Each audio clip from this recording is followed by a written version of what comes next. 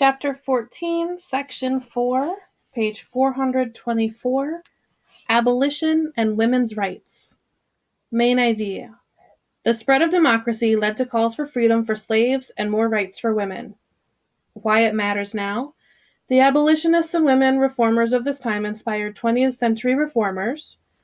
Terms and names: abolition, Frederick Douglass, Sojourner Truth, Underground Railroad, Harriet Tubman, Elizabeth Cady Stanton, Seneca Falls Convention, suffrage. One American Story. African-American poet Frances Ellen Watkins Harper was free, but grew up in the slave states of Maryland. Harper often wrote about the suffering of enslaved persons. For example, the poem excerpt below describes a woman whose child has been taken from her and sold. A voice from the past. They tear him from her circling arms, her last and fond embrace. Oh, nevermore may her sad eyes gaze upon his mournful face. No marvel, then, these bitter shrieks disturb the listening air. She is a mother, and her heart is breaking in despair. Frances Ellen Watkins Harper, the Slave Mother. In the 1850s, Harper lectured against slavery throughout the North. Later in her life, she called for other reforms, such as the right to vote for women. As this section explains, many individuals in the mid-1800s demanded equal rights for African Americans and women. Abolitionists call for ending slavery. Abolition, the movement to end slavery, began in the late 1700s. By 1804, most northern states had outlawed slavery. In 1807, Congress banned the importation of African slaves into the United States. Abolitionists then began to demand a law ending slavery in the South. David Walker, a free African American in Boston, printed a pamphlet in 1829 urging slaves to revolt. Copies of this pamphlet, Appeal to the Colored Citizens of the World, made their way into the South. This angered slaveholders. When Walker heard that his life was in danger, he refused to run away. Shortly afterward, he died mysteriously. A few Northern whites also fought slavery. In 1831, William Lloyd Garrison began to publish an abolitionist newspaper, The Liberator, in Boston. Of his anti-slavery stand, he wrote, "I will not retreat a single inch, and I will be heard." Many people hated his views. In 1834, a furious mob in Boston grabbed Garrison and dragged him toward a park to hang him. The mayor stepped in and saved his life. Two famous abolitionists were Southerners who had grown up on a plantation. Sisters Sarah and Angelina Grimke believed that slavery was morally wrong. They moved north and joined an anti-slavery society. At the time, women were not supposed to lecture in public, but the Grimkes lectured against slavery anyway. Theodore Weld, Angelina's husband, was also an abolitionist. He led a campaign to send anti-slavery petitions to Congress. Pro-slavery congressmen passed gag rules to prevent the reading of those petitions in Congress. John Quincy Adams ignored the gag rules and read the petitions. He also introduced an amendment to abolish slavery. Pro-slavery congressmen tried to stop him. Such efforts, however, only weakened the pro-slavery cause by showing them to be opponents of free speech. Adams also defended a group of Africans who had rebelled on the slave ship Amistad. He successfully argued their case before the U.S. Supreme Court in 1841, and in 1842, the Africans returned home. Eyewitnesses to slavery. Two moving abolitionist speakers, Frederick Douglass and Sojourner Truth, spoke from their own experience of slavery. Douglass's courage and talent at public speaking won him a career as a lecturer for the Massachusetts Anti-Slavery Society. Poet James Russell Lowell said of him, "The very look and bearing of Douglass are an irresistible logic against the oppression of his race." People who opposed abolition spread rumors that the brilliant speaker could never have been a slave. To prove them wrong, in 1845, Douglass published an autobiography that vividly narrated his slave experiences. Afterwards, he feared recapture by his owner, so he left America, for a 2-year speaking tour of Great Britain and Ireland. When Douglass returned, he bought his freedom. He began to publish an anti-slavery newspaper. Sojourner Truth also began life enslaved. Originally named Isabella, Sojourner Truth was born in New York State. In 1827, she fled her owners and went to live with Quakers, who set her free. They also helped her win a court battle to recover her young son. He had been sold illegally into slavery in the South. A devout Christian, Truth changed her name in 1843 to reflect her life's work, to sojourn, or stay temporarily in a place, and declare the truth to people. Speaking for abolition, she drew huge crowds throughout the North. Beep. The Underground Railroad. Some abolitionists wanted to do more than campaign for laws ending slavery. Some brave people helped slaves escape to freedom along the Underground Railroad. Neither underground nor a railroad, the Underground Railroad was actually an above-ground series of escape routes from the South to the North. On these routes, runaway slaves traveled on foot. They also took wagons, boats, and trains. Some enslaved persons found more unusual routes to freedom. For example, Henry Brown persuaded a white carpenter named Samuel A. Smith to pack him in a wooden box and ship him to Philadelphia. The box was only 2 1/2 feet deep, 2 feet wide, and 3 feet long. It bore the label, "This side up with care." Despite the label, Brown spent several miserable hours traveling head down. At the end of about 24 hours, Henry Box Brown climbed out of his box a free man in Philadelphia. Brown eventually made his way to Boston and worked on the Underground Railroad.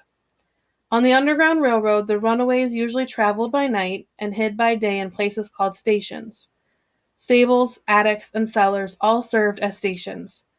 At his home in Rochester, New York, Frederick Douglass hid up to 11 runaways at one time. Harriet Tubman. The people who led the runaways to freedom were called conductors. One of the most famous conductors was Harriet Tubman. Born into slavery in Maryland, the 13-year-old Tubman once tried to save another slave from punishment. The angry overseer fractured Tubman's skull with a 2-pound weight. She suffered fainting spells for the rest of her life, but did not let that stop her from working for freedom. In 1849, Tubman learned that her owner was about to sell her. Instead, she escaped. She later described her feelings as she crossed into the free state of Pennsylvania. I looked at my hands to see if I was the same person now that I was free. There was such a glory over everything. After her escape, Harriet Tubman made 19 dangerous journeys to free enslaved persons. The tiny woman carried a pistol to frighten off slave hunters and medicine to quiet crying babies. Her enemies offered $40,000 for her capture, but no one caught her. "I never run my train off the track, and I never lost a passenger," she proudly declared. Among the people she saved were her parents. Beep. Women reformers face barriers. Other women besides the Grimke sisters and Sojourner Truth were abolitionists. 2 of these were Lucretta Mott and Elizabeth Cady Stanton. Mott and Stanton were part of an American delegation that attended the World Anti-Slavery Convention in London in 1840. These women had much to say about their work. Yet when they tried to enter the convention, they were not allowed to do so. Men angrily claimed that it was not a woman's place to speak in public. Instead, the women had to sit silent behind a heavy curtain. To show his support, William Lloyd Garrison joined them. He said, "After battling so many long years for the liberties of African slaves, I can take no part in a convention that strikes down the most sacred rights of all women." Stanton applauded Garrison for giving up his chance to speak on abolition, the cause for which he had fought so long. It was a great act of self-sacrifice that should never be forgotten by women. However, most people agreed with the men who said that women should stay out of public life. Women in the 1800s enjoyed few legal or political rights. They could not vote, sit on juries, or hold public office. Many laws treated women, especially married women, as children. Single women enjoyed some freedoms, such as being able to manage their own property, but in most states a husband controlled any property his wife inherited and any wages she might earn. As the convention ended, Stanton and Mott decided it was time to demand equality for women. They made up their minds to hold a convention for women's rights when they returned home. Beep. The Seneca Falls Convention.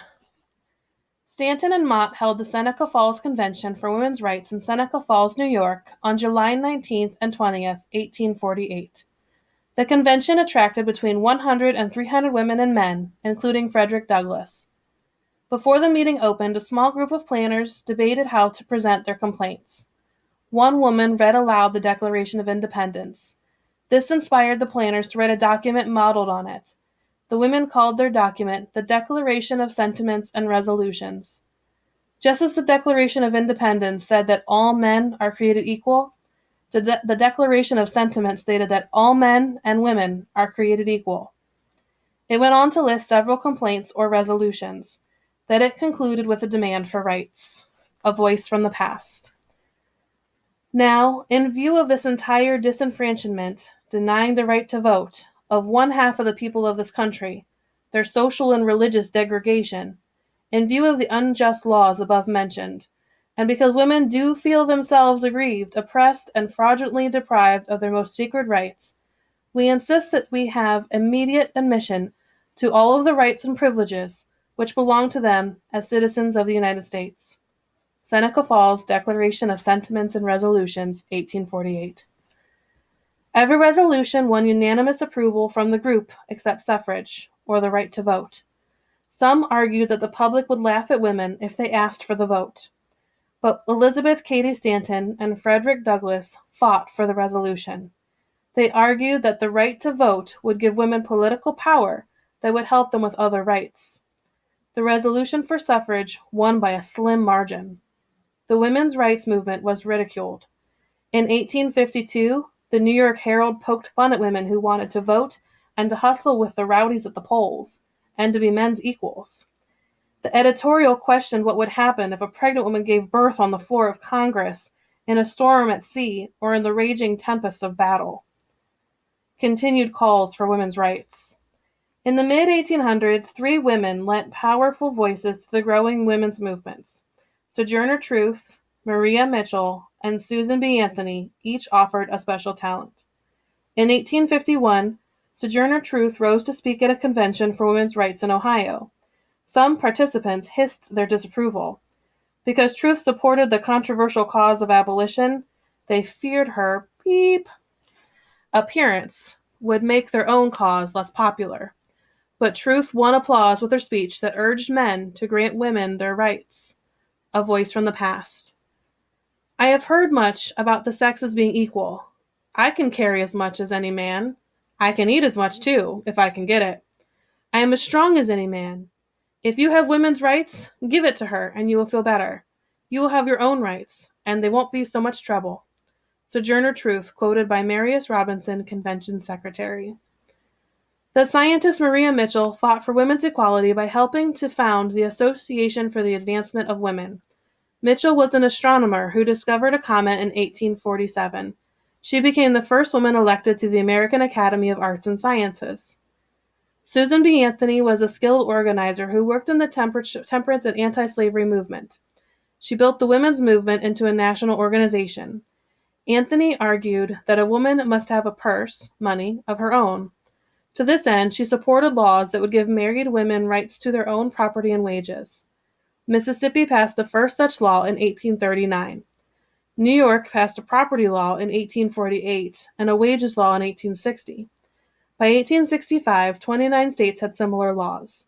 Anthony also fought for suffrage. See Chapter 22. But women's suffrage stayed out of reach until the 1900s, and the U.S. government did not fully abolish slavery until 1865. As you will read in the next chapter, the issue of slavery began to tear the nation apart in the mid-1800s.